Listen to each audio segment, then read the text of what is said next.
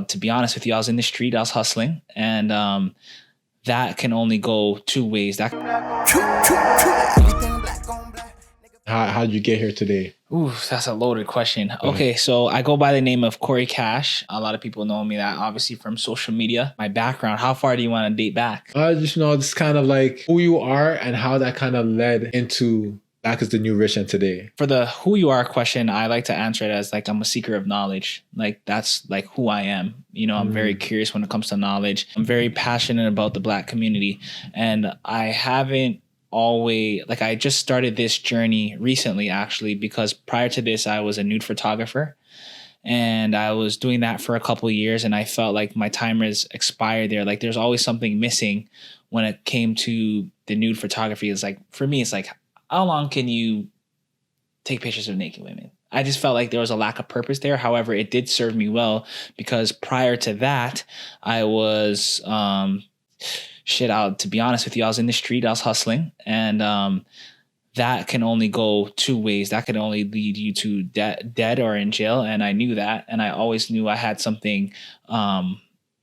more to me than a statistic of the streets.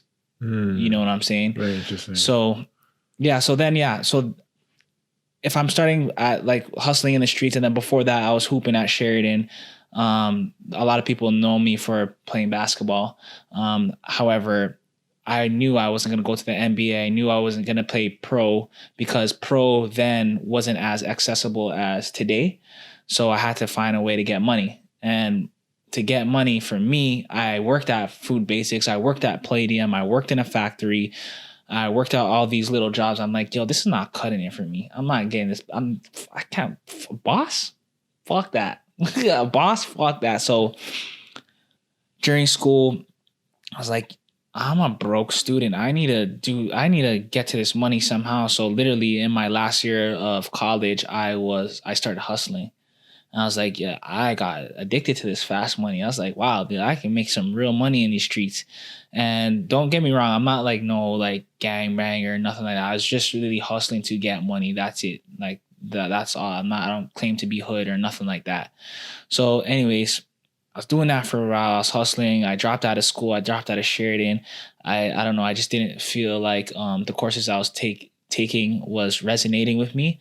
I took I took ECE, early childhood education. I took that out of confusion and kind of pressure from parents, society, basketball. And then I took business finance at Sheridan. It was okay. I did learn some lessons, but it just wasn't for me again. And then, so then I got to the hustling, and then, I was hustling. And then it was just like, I got to a time in my life, I'm like, yo, what am I going to do in my life? I can't do this forever. I can't, like, there's just so much more to me, and I felt it inside. So, one day I picked up a camera, and that set a lot of opportunities for me. Like, I never turned back from a camera since, literally. And then I got heavily into the nude photography because, I felt like I always had an eye when I seen other photographers prior to when I started shooting. And, I'm like, yo, let me try this nude stuff. And the objective of my work is to show nudity in a non-sexual way. So a very natural way. So I felt like, to me, that was art, and I took a like to it. I had a passion for it. And then I'd done that for a couple of years. I was doing videography too. So I was doing all types of video work, but I was kind of getting drained from doing all the video work because I was working on a lot of people's creativity, and it wasn't my own creativity. So I feel like that was draining. It was kind of taking the passion away from the camera, right? So then 2020, the George Floyd happens, right? And there's something about that, seeing that murder with that cop on his neck, that just struck a different nerve. And it's not like I was always passionate about like Black community, but that one, like, that was the straw that broke the camel's back for me. And I was like, you know what? I didn't even like the marching stuff, to be honest. I'm not judging anyone that was marching in the streets or nothing like that, but it just wasn't me. I felt like, I need to be doing something way more than that. you know? So I was always into like business, entrepreneurship. And so I felt like, I'm ready to give this new stuff up. To be honest, it was pandemic. I was like, my brain was changing. I was reading more books. I was going through a lot of personal situations, and it was just time to really tap into who I think I am. I felt it inside, but I didn't know, So yeah, you even saying that makes me feel emotional. It's crazy. Yeah, I just always knew that I had something in me, and I said, you know what? Let me start this.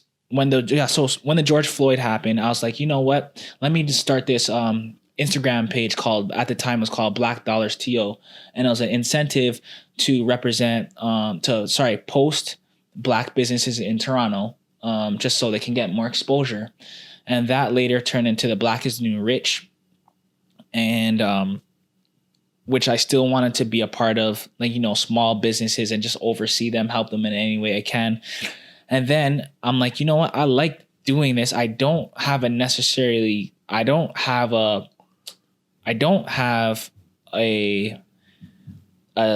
distinctive aim, but I like where this is going. You know what I'm saying? So I was following this, and then I got into the podcast space. I was like, okay, you know what? A podcast, if I have people that I can look at as experts because they know a lot in their respective field, I can learn, and then I can teach my target audience. So I was like, this is a win-win situation. And then now where I'm at with Black is the New Rich, like literally my goal is to create, I'm not there yet, but I'm going to get there, is to create 100 millionaires. That's my goal. If I can create 100 millionaires in my life, I'll die a happy man. Even if it's not 100, like that's just the goal that I set. Even if it's not, I will die a happy man. And this is how we are at Black is the New Rich today.